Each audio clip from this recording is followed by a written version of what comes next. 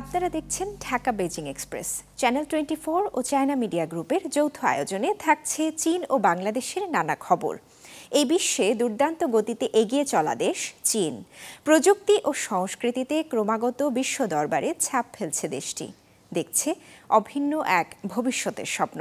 বাংলাদেশের সাথে চীনের বন্ধুত্বের পথ চলা 5 দশকের। দুই দেশের দ্বিপাক্ষিক সম্পর্কের নানা খাতে এগিয়ে চলার গল্প বলবো আমরা, তুলে ধরব সংস্কৃতির নানা দিক। দর্শক, স্বাগত জানাচ্ছি আমি রাউজায়ে জাবিদা ঐশী। মধ্য চীনে বিশেষ চাহিদা সম্পন্ন শিশুদের জন্য আশার প্রদীপ হয়ে উঠেছেন এক শিক্ষক। তার হাত ধরে দেশটির বিভিন্ন স্কুলে হোম ভিজিট শিক্ষা কর্মসূচি চালু হয়েছে। শিক্ষক চ্যানের শিক্ষাদান কার্যক্রম একেবারেই ভিন্ন। বিশেষ শিশুদের বেড়ে ওঠাতেই চ্যানের আনন্দ। এই তরুণ শিক্ষক মনে করেন শিক্ষকতা শুধু একটি পেশা নয়, এটি একটি বিশেষ দায়িত্ব। মধ্য চীনের চুচৌ শহরের একজন নিবেদিত প্রাণ চ্যান ইয়ানহুই। 8 বছর ধরে বিশেষ চাহিদা সম্পন্ন শিশুদের জীবন পরিবর্তনে কাজ করছেন। যেসব শিশুরা আনুষ্ঠানিক স্কুল থেকে বাদ পড়ে যায় তাদের গৃহভিত্তিক শিক্ষা প্রদান করেছেন তিনি। 2013 সালে বিশ্ববিদ্যালয় থেকে স্নাতক করে চ্যান ইয়ানহুই তার বাবার পথ অনুসরণ করতে বেছে নেন শিক্ষকতাকে। স্থানীয় প্রাথমিক বিদ্যালয়ে শিক্ষক হওয়ার জন্য ছোট শহর চিয়েশৌতে ফিরে যান তিনি। 2016 সালে নেয়া একটি সিদ্ধান্ত তার ক্যারিয়ারে নতুন মাত্রা যোগ করে। বিশেষ হোম ভিজিট টিচিং স্কিমে যোগদান করতে স্বেচ্ছাসেবক হয়ে কাজ শুরু করেন তিনি। এই স্কিমটি মূলত যেসব শিশু নিয়মিত স্কুলে যেতে পারে না এমন 6 থেকে 15 বছর বয়সী প্রতিবন্ধী শিশুদের শিক্ষাগত চাহিদা পূরণে তৈরি করা হয়েছিল। প্রতি সপ্তাহে ছুটির দিনে চ্যান ইয়ানহুই তার বাবার সাথে মোটরসাইকেলে চড়ে একটি ছোট ব্ল্যাকবোর্ড নিয়ে গ্রামের রাস্তা ও মাঠ ঘুরে দেখতেন। যেসব এলাকায় বিশেষ চাহিদা সম্পন্ন শিশুদের পড়ালেখা এবং কারুশিল্পের পাঠ দেওয়া যায় এসব জায়গা বাছাই করে বসে যেতেন। বাবার সাথে গত 8 বছরে গ্রামাঞ্চলে কয়েক হাজার কিলোমিটার পথ এইভাবেই পাড়ি দিয়েছেন চ্যান। তিনি নিজে একটি গ্রামীণ পরিবেশে জন্মগ্রহণ করলেও শহরের শিক্ষা জীবন শেষে নিজের হোম টাউনের শিক্ষার উন্নয়নে সহযোগিতা করার একটা তাড়না অনুভব করেন চ্যান। আমি ফিরে এসেছি কারণ আমি অনুভব করতাম এখানে শিক্ষার অবস্থাটা কিছুটা পিছিয়ে। আমি চাই আমার শহরের শিশুরা আরও পড়াশোনা করতে সক্ষম হোক। তারা দেশের বাইরে গিয়ে পড়াশোনা করুক। ভবিষ্যতে আমার শহরকে গড়ে তুলতে তারা আবার ফিরে আসুক। প্রথম দিকে চ্যান অনেক বাধার সম্মুখীন হন। একজন নতুন স্নাতক হিসেবে অনেক অভিভাবক তার উপর ভরসা করতে পারতেন না, কিন্তু এ সময় চ্যানের বাবা ও শিক্ষক অনেক সাহস ও উৎসাহ দেন তাকে। সহকর্মীরা জানান চ্যান নিজেকে প্রমাণ করার জন্য দৃঢ় সংকল্পবদ্ধ ছিলেন। তিনি প্রচুর অধ্যবসায়ী, দুপুরবেলা বিশ্রাম পর্যন্ত নেন না। সারাদিন ক্লাসরুমে থাকেন। যে সমস্ত ছাত্রদের পড়াশোনায় অসুবিধা হয় তাদের পড়ান তিনি। তিনি এতটাই শিশুদের প্রতি নিমগ্ন থাকেন যে কখনো কখনো খেতেও ভুলে যান। 2016-তে চ্যান যখন কাজ শুরু করেন তখন তার কোনো নিজস্ব পরিবহন ছিল না। বহুদূর পথ পায়ে হেঁটে যেতে হতো। বাবা তার মেয়েকে দূরের যাতায়াত সহজ করতে জীবনের সঞ্চয় থেকে একটি মোটরসাইকেল কিনে দেন। এরপর থেকে প্রতি সপ্তাহের ছুটির দিনে বাবা মেয়ে ভোরবেলা রওনা হতেন আর বাড়ি ফিরতেন সূর্যাস্তের সময়। এইভাবে তারা হাজারো গ্রাম পরিদর্শন করেন বছরের পর বছর। ধীরে ধীরে এই শিক্ষকের পরিচিতি বাড়তে থাকে গ্রামবাসীর কাছে। চ্যানের মোটরসাইকেলের টোল বক্স সবসময় শিক্ষার উপকরণ এবং বই দিয়ে ভর্তি থাকে। কিছু শিশু যারা পড়তে পছন্দ করে তাদের জন্য তিনি নতুন প্রকাশিত ছবির বই নিয়ে আসেন। অন্যদের জন্য যারা হ্যান্ড অন ক্রিয়াকলাপ পছন্দ করে তিনি তাদের সাথে ডাম্পলিং বা বান তৈরি করতে রান্নার বিভিন্ন উপকরণ সংগ্রহ করেন। গত 8 বছর এমন বেশ কিছু সংখ্যক বিশেষ চাহিদা সম্পন্ন শিশুদের প্রত্যেকের জন্য স্বতন্ত্র পাঠ পরিকল্পনা প্রস্তুত করেছেন এই তরুণ শিক্ষক। এই ছোট্ট শিশুদের মন পড়তে পারেন চ্যান।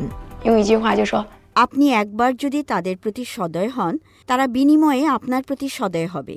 তারা আসলে খুবই খাঁটি এবং নিষ্পাপ। 是快乐的，我是幸福的。 2022 সালে চৌ প্রতিবন্ধী ব্যক্তিদের ফেডারেশনের ভাইস চেয়ারম্যান হুয়াং সিয়াওপোর সাথে দেখা করেন চ্যান ইয়ান হুই। এ সময় হুয়াং এই ক্ষেত্রে চ্যানকে অনেক সহযোগিতার প্রস্তাব দেন। আরও সামাজিক সহায়তা সংগ্রহ করে এবং প্রতিবন্ধীদের জন্য দক্ষতা প্রশিক্ষণ দিয়ে আমরা আরও বেশি মানুষের কাছে পৌঁছাতে পারি, আরও বেশি প্রতিবন্ধী শিশুদের সুখী পরিপূর্ণ জীবনযাপন করতে এবং আরও প্রতিশ্রুতিশীল ভবিষ্যতের জন্য সাহায্য করতে পারে। বর্তমানে ছালিং কাউন্টির 20টিরও বেশি স্কুল হোম ভিজিট শিক্ষা কর্মসূচি চালু করেছে। আর এসব কার্যক্রমে নিবেদিত প্রাণ অনেকে চ্যানের মতো এগিয়ে আসছেন। চলছে 23তম ঢাকা আন্তর্জাতিক চলচ্চিত্র উৎসব ও চীনা চলচ্চিত্র সপ্তাহ। উদ্বোধনী আয়োজনে ঢাকায় নিযুক্ত চীনা রাষ্ট্রদূত ইয়াও ওয়েন বলেছেন, এবছর একদিকে যেমন চীন ও বাংলাদেশের কূটনৈতিক সম্পর্কের 50তম বার্ষিকী, অন্যদিকে জনগণের সাথে জনগণের আদান প্রদানেরও বছর। এদিকে আন্তর্জাতিক প্ল্যাটফর্মগুলোতে বাংলাদেশের সংস্কৃতি ও ইতিহাস তুলে ধরার কথা জানান তথ্য ও সম্প্রচার উপদেষ্টা মোহাম্মদ নাহিদ ইসলাম।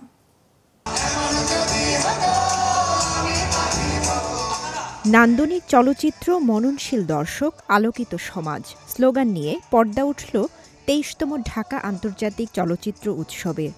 একই সাথে উদ্বোধন করা হয় চীনা চলচ্চিত্র সপ্তাহ।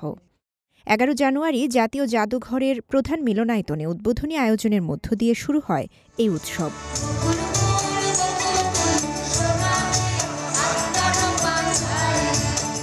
অনুষ্ঠানের শুরুতেই সঙ্গীত পরিবেশন করে দর্শকদের মন মাতায় বাংলাদেশের স্বনামধন্য ব্যান্ড জলের গান।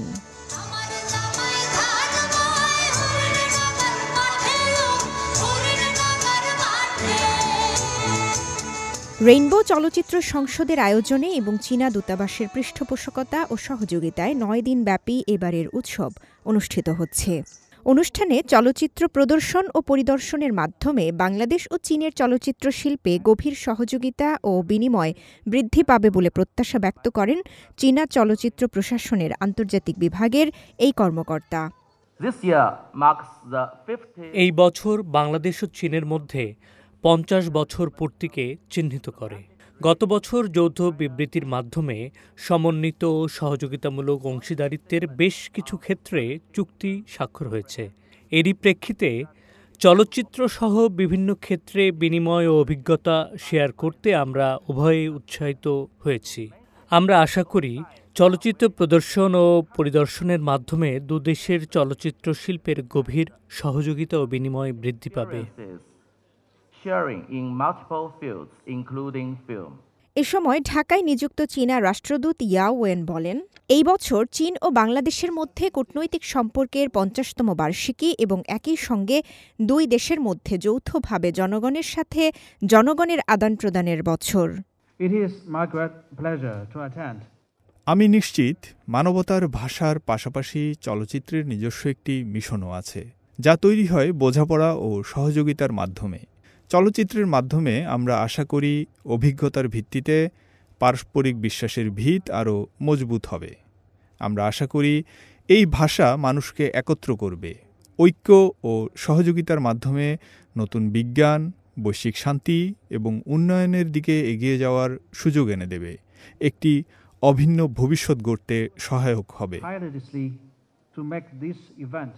গ্লোবাল প্ল্যাটফর্মগুলোর মাধ্যমে বাংলাদেশের চলচ্চিত্র শিল্পকে আরও কিভাবে সমৃদ্ধ করা যায় এ ব্যাপারে সরকারের পক্ষ থেকে সব ধরনের সহযোগিতার কথা জানান তথ্য ও সম্প্রচার উপদেষ্টা মোহাম্মদ নাহিদ ইসলাম। যাতে ভবিষ্যতে এই ধরনের আয়োজন আন্তর্জাতিক মানের বা প্ল্যাটফর্মের যে আয়োজনগুলো ঢাকায় হচ্ছে সেটা আমরা আরও কীভাবে সহযোগিতা করতে পারি, কীভাবে আরও বড় পরিসরে আরও অন্তর্ভুক্তি করে আমরা এটি করতে পারি। পরে উদ্বোধনী চলচ্চিত্র হিসেবে দেখানো হয় চীনা নির্মাতা ছি ইউয়ে চাংয়ের ছবি মুনম্যান। এটি চীনা চলচ্চিত্র সপ্তাহেরই অংশ। এবছর উৎসবের কান্ট্রি ফোকাস হিসেবে রাখা হয়েছে চীনকে।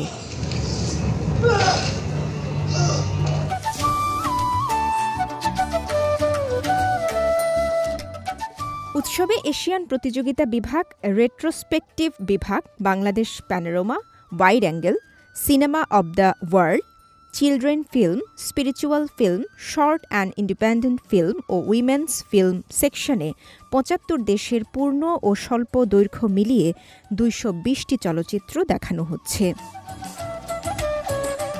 এবারের ঢাকা আন্তর্জাতিক চলচ্চিত্র উৎসবে ১৫টি অসাধারণ চীনা চলচ্চিত্র প্রদর্শিত হচ্ছে। গত কয়েক বছরের মতো এবারও আয়োজন করা হয় মাস্টার ক্লাস ও উইমেন ফিল্ম মেকার্স কনফারেন্সের। এছাড়া জুলাই আগস্ট গণ অভ্যুত্থানে শহীদদের স্মরণে থাকছে বিশেষ চলচ্চিত্র ও চিত্রকর্ম প্রদর্শনী। আগামী ১৯ জানুয়ারি পর্যন্ত চলবে ২৩তম ঢাকা আন্তর্জাতিক চলচ্চিত্র উৎসব। এদিকে ২৩তম ঢাকা আন্তর্জাতিক চলচ্চিত্র উৎসব উদ্বোধনের আগে জাতীয় জাদুঘরের প্রধান মিলনায়তনে চীনা চলচ্চিত্রের পোস্টার প্রদর্শনী কর্নার উদ্বোধন করেন তথ্য ও সম্প্রচার উপদেষ্টা মোহাম্মদ নাহিদ ইসলাম ও চীনের রাষ্ট্রদূত ইয়া ওয়েন। বাংলাদেশ ও চীনের কূটনৈতিক সম্পর্কের ৫০ বছর পূর্তি উপলক্ষে এই কর্নার উদ্বোধন করা হয়। রওজায়ে জাবিদা ঐশী, সিএমজি বাংলা, ঢাকা। ঢাকা বেজিং এক্সপ্রেসে নিচ্ছি একটা বিরতি, সাথেই থাকুন।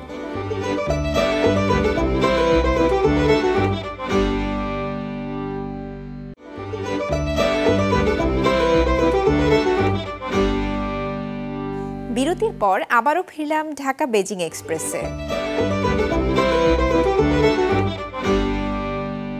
চীনা নববর্ষ বা বসন্ত উৎসব এখনো শুরু হয়নি, তার আগেই চলছে নানা আয়োজন। গেল মঙ্গলবার প্রাচীন শহর সিয়ানে নববর্ষ উপলক্ষে বসে মেলা, ছিল সাংস্কৃতিক পরিবেশনা।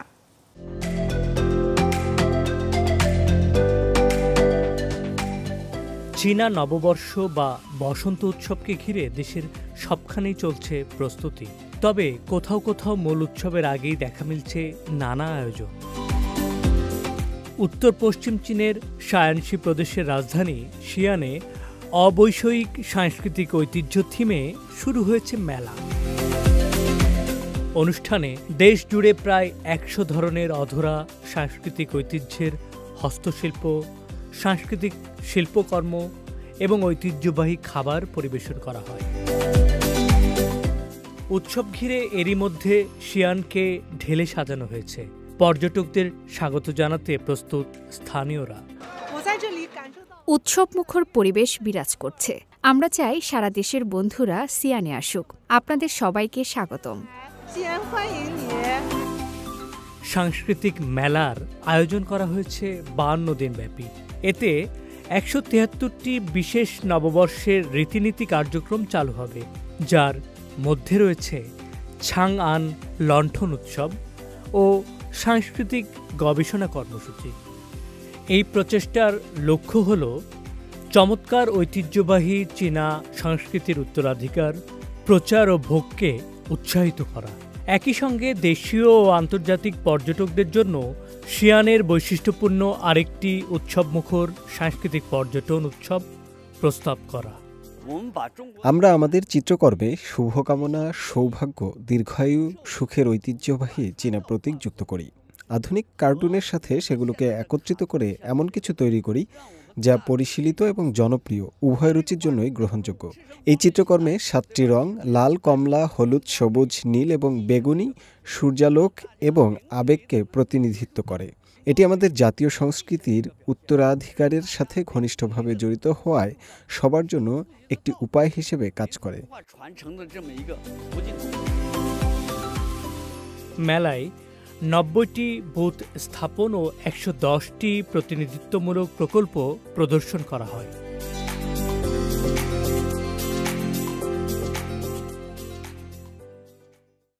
ঢাকা বেজিং এক্সপ্রেসে নিচ্ছি আরও একটা বিরতি, সাথেই থাকুন।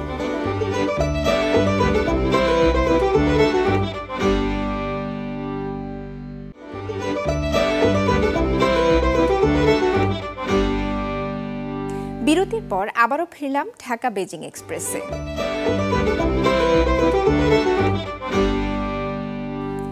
জাহাজ খাতে আরও এক ধাপ এগিয়ে গেল চীন। দেশটির দ্বিতীয় বৃহত্তর জাহাজ অ্যাডোরা ফ্লোরা সিটির নির্মাণ কাজ প্রায় শেষের পথে। 341 মিটার দীর্ঘ ও 37.2 মিটার প্রস্থের এই জাহাজে রয়েছে 2144টি কক্ষ। সম্পূর্ণ নিজস্ব প্রযুক্তিতে এই জাহাজ নির্মাণ করেছে চীন। 2026 সালের মধ্যে যাত্রা শুরু করবে জাহাজটি।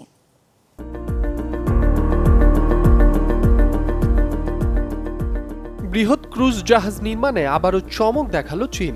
নিজস্ব প্রযুক্তিতে দেশটির দ্বিতীয় বৃহৎ ক্রুজ জাহাজ অ্যাডোরা ফ্লোরা সিটির নির্মাণ কাজ দ্রুত গতিতে এগিয়ে নিচ্ছে দেশটি। 341 মিটার দীর্ঘ ও 37.2 মিটার প্রস্থের দানব আকৃতির এই জাহাজে রয়েছে 2144টি কক্ষ। পর্যটকদের আকৃষ্ট এবং পর্যটন খাতকে আরো চাঙ্গা করতেই এই জাহাজ তৈরি করছে চীন। সম্পূর্ণ নিজস্ব প্রযুক্তিতে দানব আকৃতির এই জাহাজ নির্মাণ করছে চীনের স্টেট শিপিং বিল্ডিং কর্পোরেশনের সহযোগী প্রতিষ্ঠান সাংহাইয়ের ওয়াও কাউসিয়াও। প্রতিষ্ঠানটি ডকে মাত্র 9 মাসে এই মাইল ফলক অর্জন হয়েছে, যা দেশটির প্রথম বৃহৎ ক্রুজ জাহাজ অ্যাডোরা ম্যাজিক সিটির চেয়ে 2 মাসেরও বেশি দ্রুত। এটি চীনের জাহাজ নির্মাণ শিল্পের দক্ষতা ও কার্যকারিতার অগ্রগতির স্পষ্ট উদাহরণ। এর মাধ্যমে বৃহৎ ক্রুজ জাহাজ নির্মাণ খাতে আরও এক ধাপ এগিয়ে গেল দেশটি। প্রকল্পের প্রধান পরিচালক বলেন, এরই মধ্যে প্রকল্পের 54% কাজ সম্পন্ন হয়েছে। নির্মাণের সময় এবং সামগ্রিক নির্মাণ ব্যয় কমানোর প্রতি দেওয়া হয়েছে বাড়তি মনোযোগ।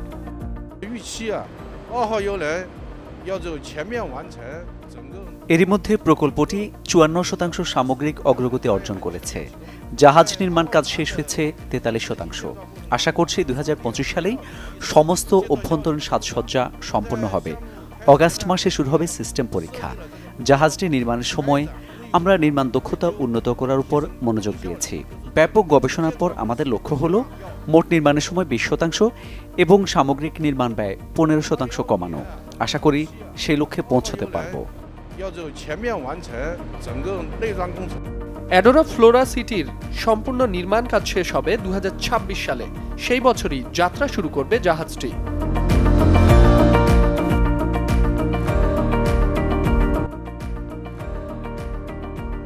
ঢাকা বেজিং এক্সপ্রেস আজ এ পর্যন্তই।